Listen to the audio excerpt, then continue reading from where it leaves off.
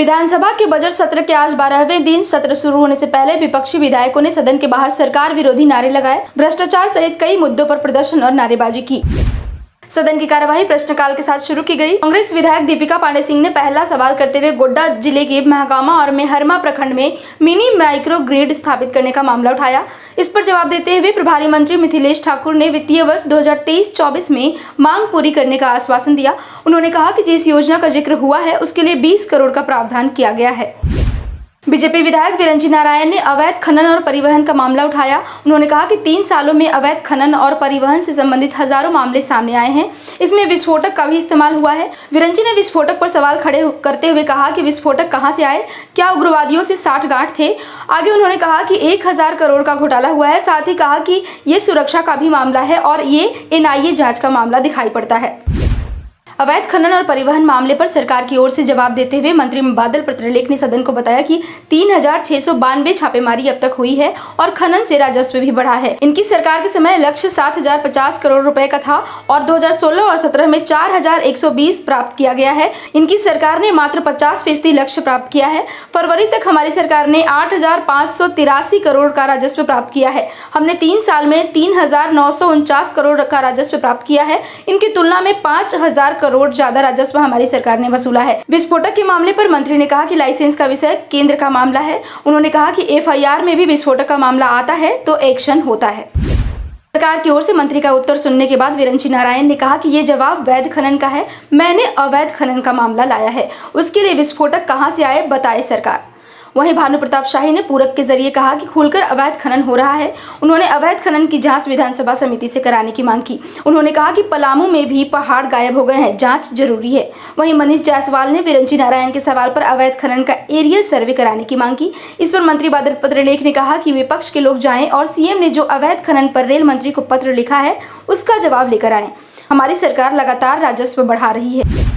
वहीं वीरंजी के सवाल पर मंत्री बादल के जवाब पर निर्दलीय विधायक सरयू राय ने कहा कि अवैध खनन से पर्यावरण के नुकसान पर सरकार जवाब दे। 15 मार्च को ही NGT ने सरकार की कार्यशैली पर तल्ख टिप्पणी की है।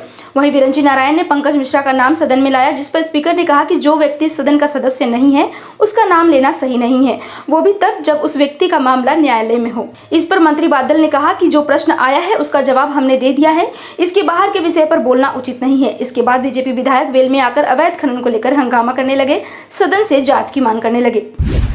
वहीं विधायक प्रदीप यादव ने ऊर्जा विभाग में गलत बिलिंग और अवैध वसूली का मामला उठाया। उन्होंने कहा कि अवैध बिलिंग के जरिए अवैध वसूली की जा रही है। इस पर मंत्री मिथिलेश ठाकुर ने जवाब देते हुए कहा कि जो शिकायतें गलत हों उस पर क्या कार्रवाई किया जा सकता है, अगर कोई प्रमाण हो तो दे कार्रवाई किया जाएगा। वहीं बीजेपी विधायक अनंत ओझा ने विद्युत खपत और उपभोक्ताओं के अनुपात में 24 घंटे निर्बाध बिजली की उपलब्धता सुनिश्चित कराने का मामला उठाया। इस पर मंत्री मिथिलेश ठाकुर ने जवाब देते हुए कहा कि 2024 में हर शिकायत दूर कर लिया जाएगा।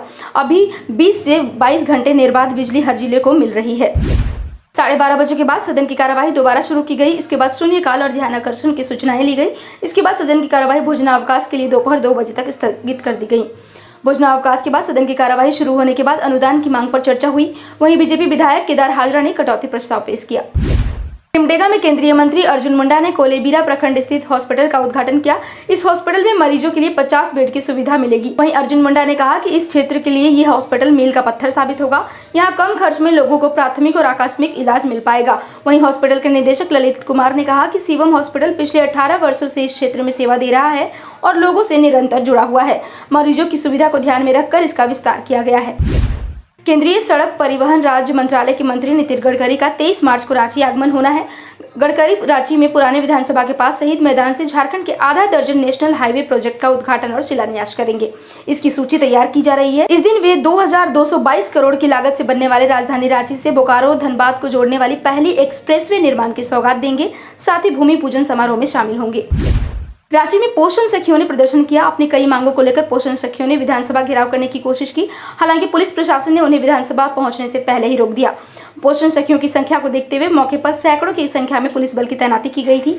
पोषण सखियों का कहना है कि वे कई सालों से आंगनबाड़ी केंद्र में महज 2000 रुपए के लिए काम करती थी, जिससे 2022 में उनसे ये नौकरी छीन ली गई, जिसके कारण उनके सामने भुखमरी की स्थिति उत्पन्न हो गई है।